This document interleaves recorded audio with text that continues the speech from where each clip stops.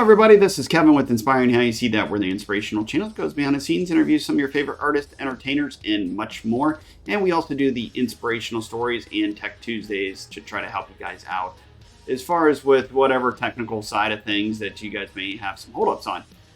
Today we're back with a DaVinci video again and some of the questions that you guys had.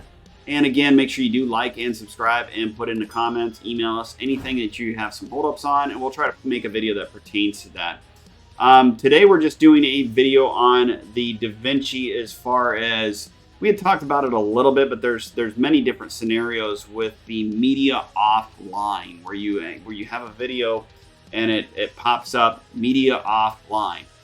So today we're going to be talking about the media offline in one of your segments that you may have already done and you're reusing DaVinci to do another video. So you'll see here we already have our edited subscribe green screen already up. But let's say we went and moved over to here. So now we have our basically our Facebook or socials that pop up in our video, and now it says media offline. So I mean, we can see it here, it shows that it's there, but clearly it is not there.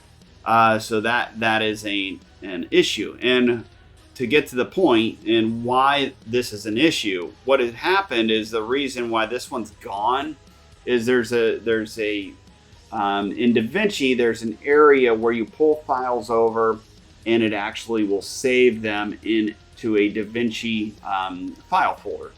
And if you erased or removed that from that file folder, it will come up media offline. Even though you can still see it here, it's in a different file folder, or you erased it, or you put it in a recycle bin. So if it is underneath a different file folder, and it isn't recognizing it, it's just a simple fix to, get rid of this. You just basically, you'll right click on it, cut it out.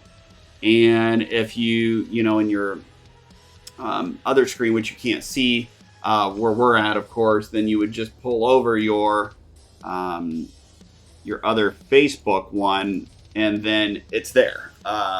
So as you see, that it's a quick fix. Of course, you'll have to go in and readjust the green screen into the Fusion, which we made a video on that. If you're not familiar with how to edit green screens or take out the green from it, just refer to that video and that'll help you. It's a very simple, easy fix.